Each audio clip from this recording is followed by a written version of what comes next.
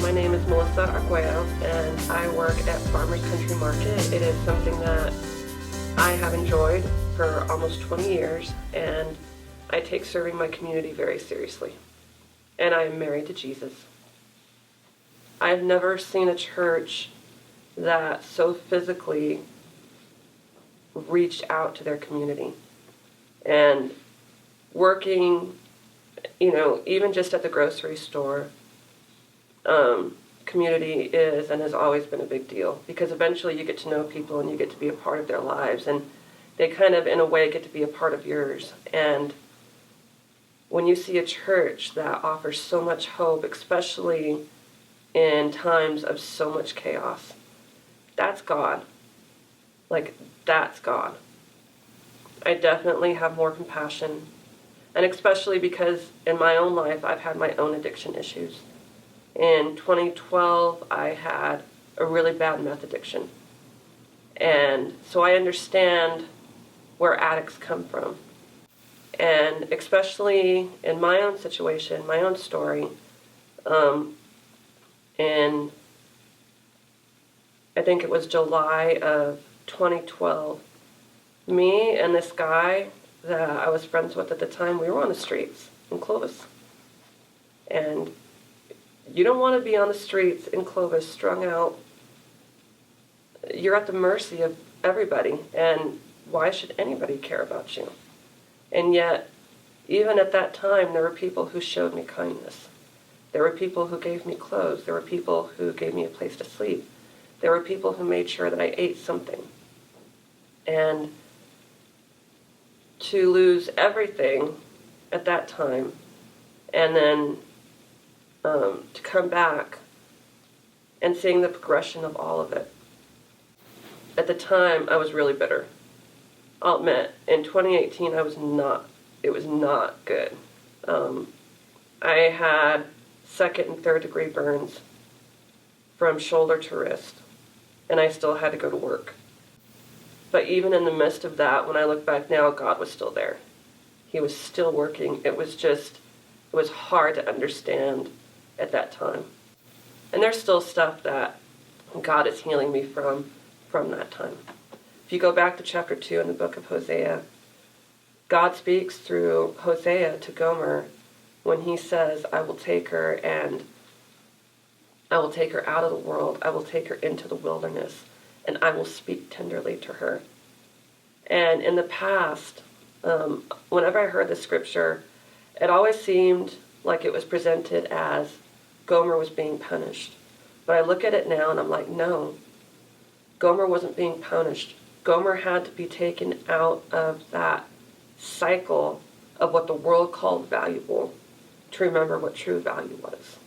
And she had to be healed from those wounds. She had to be healed from what the world thought of her. And she had to be reminded that there is true love and true worth and true value.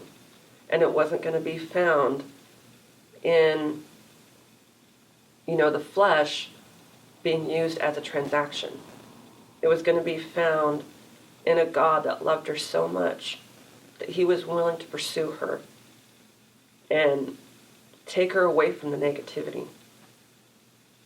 And sometimes, even in days like now where it just seems like it's so dark and it's so confusing, sometimes you just have to find a way to remind yourself.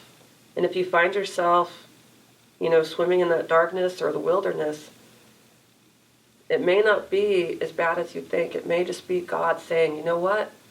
Let me remind you of who you are. Let me remind you of how valuable you are and what your value really is. How it's not jewels and it's not money. It's not what people covet here on earth. It's so much more. When you have been in some of the places that I've been, where the enemy is, and sometimes it seems like everything is just so dark and so negative, sometimes you'll see these little snippets of light, like God is trying to break through. I'm only here because there was a God who showed me a lot of grace and mercy at times when I didn't deserve it. I met a wonderful woman, Pat Yeager, and she reached out to me, and I remember when I got baptized here, we had a dinner at her house. There was all these people there. It was so cool. My sister was there. But she's always been somebody that I can relate to and open up to.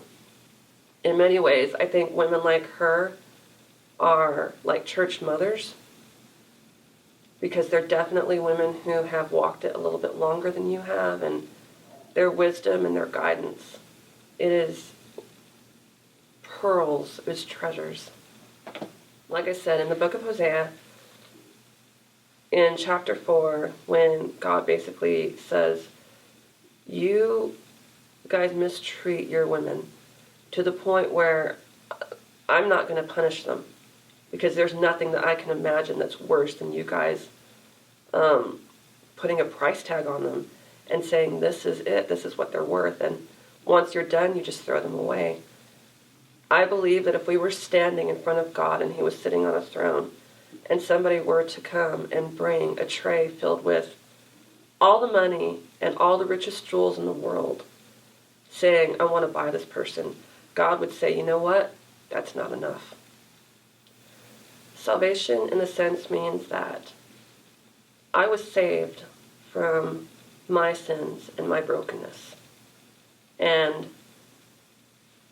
knowing that I will never have to face the punishment that I rightly deserve.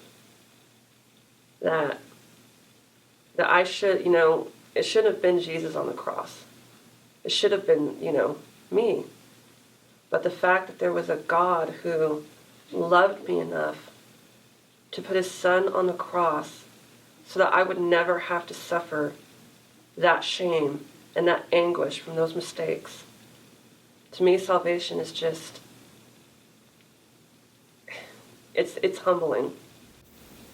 We are called to be the bride of Christ. We are called to be reflecting the love that God has given us by loving others. After everything that God has done to save me and to save all of us, it's how we love God back by loving what he created. All right, we are central, and we are in this together.